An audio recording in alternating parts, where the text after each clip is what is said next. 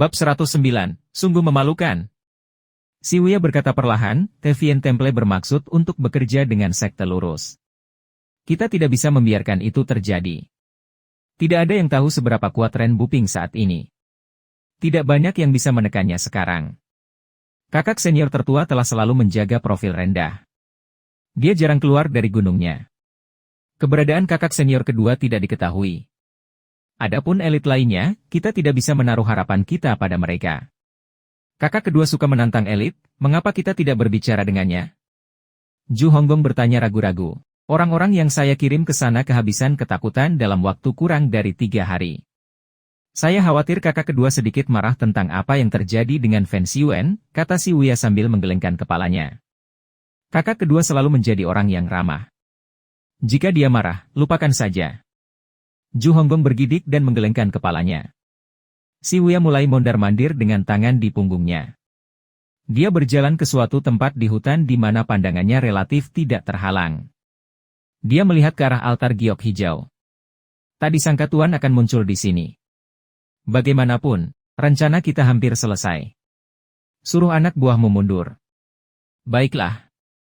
Juga, Siwia berhenti untuk tersenyum sebelum berkata, guru dengan sengaja melepaskanmu. Itu juga yang saya pikirkan. Saya mengalami shock dalam hidup saya. Ju Honggong menggelengkan kepalanya. Dia tidak ingin mengingat kembali ingatan itu. Dengan watak tuan yang biasa, kurasa dia tidak akan melepaskanmu tanpa alasan.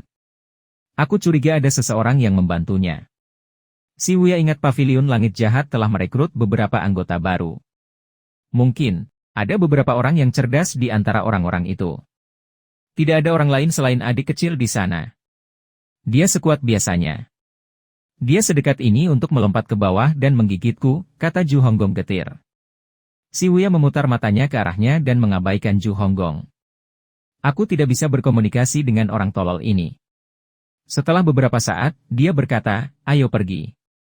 Dia mengangkat tangannya sedikit dan bulu merak yang bersinar dengan sinar keemasan di kedua ujungnya dan sinar ungu di antaranya muncul. Eksteriornya tampak seperti silinder yang ditempa dari emas murni. Siwia memberinya gelombang cahaya. Suara mendesing. Senjata tersembunyi di dalam silinder ditembakkan ke arah pohon besar.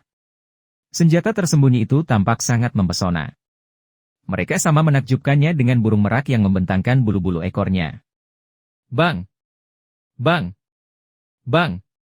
Senjata tersembunyi itu tertanam di pohon besar seperti paku. Siwia dan Ju Honggong bahkan tidak melihat ke belakang. Dengan gerakan cepat, mereka menghilang ke dalam hutan. Senjata tersembunyi yang mempesona adalah segel energi emas yang dipadatkan dari primalki. Mereka seindah bulu emas. Namun, sementara penonton terpesona oleh kecantikan yang mengejutkan, itu sudah merenggut nyawa. Retak! Setelah pohon besar tumbang, mata seorang kultivator yang licik melebar ketakutan saat dia menatap senjata tersembunyi yang tertanam di dadanya. Ketika burung merak membuka bulunya, sang kultivator segera kehilangan nafas terakhirnya dan jatuh ke tanah. Sementara itu, Luyo mengarahkan Beian menuju puncak altar giok hijau. Dia melihat ke bawah dan melihat banyak orang berkumpul di alun-alun luas Green Jade Altar. Altar giok hijau adalah wilayah sekte lurus. Namun, itu hanya tempat di mana anggota sekte benar berlatih permainan pedang dan berkultivasi. Tuan, di sana. Beian terjun atas perintah Luyo. Ketika para pembudidaya di Green Jade Altar melihat Beian, ekspresi terkejut muncul di wajah mereka. Siapa itu? Semuanya, hati-hati, keberanian. Menerobos ke altar giok hijau seperti ini. Lusinan pembudidaya berjubah biru laut berdiri berbaris rapi dan menghunus pedang mereka untuk menghadapi pendatang baru ini. Sementara itu, beberapa pembudidaya berjubah hitam memandang ke langit dengan bingung. Luyo berkata dengan jelas, di mana Hua Wudao? Hua Wudao? Di Green Jade Altar, para pembudidaya bertukar pandang di antara mereka sendiri. Altar giok hijau adalah tanah suci budidaya untuk sekte adil. Teman lama saya, bukankah menurut Anda tidak pantas bagi Anda untuk datang ke sini tanpa diundang? Yuan Er kecil tidak bisa menahan tawanya. Luyo memandangnya dengan dingin, dan dia dengan cepat berhenti tertawa, menjadi jinak dan serius. Dia menunjuk ke arah para pembudidaya dan berkata, kami akan datang sesuka kami. Mengapa kami harus menunggu undangan? Konyol. Lu Yao tidak langsung turun. Ini adalah wilayah sekte benar. Jika mereka tahu bahwa dia adalah penjahat hebat, bahaya mungkin menghujani dia dari segala arah. Jika memungkinkan, saya ingin menggunakan kartu item sesedikit mungkin. Jalur kultivasi itu panjang. Jika saya sering membeli kartu menyebabkan harga meningkat melebihi apa yang terjangkau sementara basis kultivasi saya tetap stagnan, saya akan mati. Saat ini, Duansing muncul. Dia mendarat di Green Jade Altar dan mengepalkan tangannya ke semua orang. Dia berkata, semuanya, ini adalah Grandmaster Buddhis yang saya sebutkan sebelumnya. Di altar suci Runan, dia adalah Grandmaster yang membunuh botak, biksu, Kongshuan, dengan satu serangan. Dia dengan cepat mengubah kata-katanya di tengah kalimatnya. Dia biasa menyebut biksu sebagai keledai botak. Tidak pantas baginya untuk menggunakan istilah ini di depan Grandmaster. Grandmaster? Semua orang kaget. Murid sekte benar bergeser dengan gelisah. Murid Kuil Vien, di sisi lain, menangkupkan tinju mereka bersama. Salam, Grandmaster.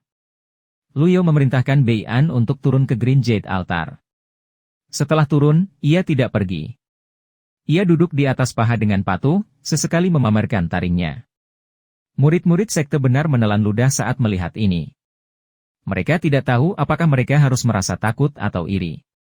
Pada saat ini, Zhang Chu keluar dan berkata, "Nama saya Zhang Chu, tetua kelima dari Sekte Adil." Salam, Grandmaster. Dengan Zhang Chu sebagai contoh, murid-murid lain mengikuti dan menangkupkan tangan mereka untuk menyambut Lu Yao juga. Lu Yao hanya mengelus jenggotnya dan mengangguk. Dia berbicara dengan nada netral, di mana Zhang Yuanshan. Tetua kelima sekte lurus, Zhang Chu, membungkuk dan berkata, kami menerima tamu penting di altar giok hijau hari ini. Namun, Raja Jahat Pavilion Langit Jahat tiba-tiba muncul untuk menimbulkan masalah. Untuk alasan ini, Zhang Yuanshan telah pergi dengan tamu lain sebelum waktunya. Grandmaster, jika Anda suka, Anda dapat menginap di Green Jade Altar dan menunggu Master Sekte kami kembali. Duansing menghela nafas sebelum menimpali, ini semua karena penjahat itu. Sayang sekali.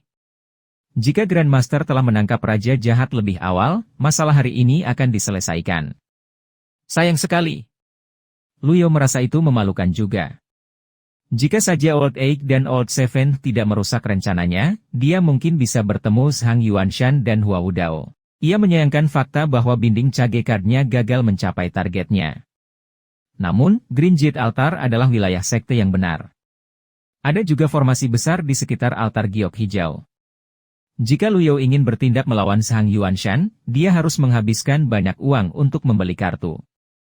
Dia merasa tidak ada gunanya membuang terlalu banyak kartu pada satu orang. Ayo bermain aman untuk saat ini. Jika saya berlebihan, saya mungkin kehilangan hidup saya. Pada saat itu, saya bisa melupakan tentang menyelidiki kebenaran di balik insiden Desa Naga Ikan. Lu Yao tidak punya waktu untuk mengobrol dengan orang-orang ini. Dia melirik para murid yang berdiri di alun-alun Green Jade Altar. Beberapa dari mereka berada di ranah Badi Tempering sementara sebagian besar dari mereka baru saja memasuki ranah Mystic and Lightning. Ada juga beberapa di alam pemadatan perasaan, alam laut Brahman, dan alam pengadilan ilahi, yang juga merupakan pemimpinnya. Benar-benar buang-buang kartu item saya jika saya menggunakannya untuk melawan orang-orang ini. Lu Yao mengelus janggutnya dan bertanya, Hua Wudao telah kembali ke Sekte Yun. Penatua Hua telah berkultivasi dalam pengasingan di Sekte Yun selama bertahun-tahun. Dia akhirnya keluar dari pengasingan. Saya tidak berpikir dia akan kembali ke Sekte Yun dalam waktu dekat, kata seseorang dari kerumunan. Duansing menangkupkan tinjunya dan berkata, Hua Wudao dikalahkan oleh Ji Tiandao dari Evil Sky Pavilion 20 tahun yang lalu. Ini telah menjadi simpul di hatinya. Saya khawatir akan sulit baginya untuk berkembang jika dia tidak melakukannya. Aku tidak menyelesaikan simpul di hatinya. Aku tidak akan terkejut jika dia pergi ke Pavilion Langit Jahat untuk menyelesaikan masalah ini. Semua orang kaget. Beberapa murid yang mengetahui hal ini mulai berdiskusi di antara mereka sendiri. Basis kultivasi Elder Hua hampir tidak meningkat selama 20 tahun terakhir. Dia mencari masalah. Untuk masing-masing miliknya sendiri. Sudah 20 tahun, mungkin, Elder Hua memiliki beberapa trik di lengan bajunya. Kupikir hasilnya akan suram. Baru-baru ini, 4 satria ke-8 dari pasukan rahasia ibu kota ilahi pergi ke paviliun langit jahat, tapi mereka tidak kembali. Mengetahui penjahat tua itu, tidak ada yang baik. 4 Dark Knight? Bukankah seorang tetua menyebutkan bahwa pemimpin mereka adalah Fen Xiwen yang berada di urutan teratas daftar hitam 300 tahun yang lalu? Semakin jauh mereka membahas hal ini, semakin tidak yakin mereka.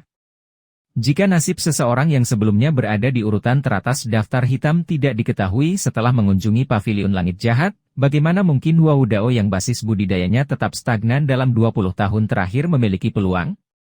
Diam! Tetua kelima menggonggong, lihat dirimu. Orang bodoh yang tidak kompeten. Takut dengan akalmu setelah beberapa kata diskusi. Jika penjahat tua berdiri di hadapanmu sekarang, tidakkah kamu akan kencing di celana?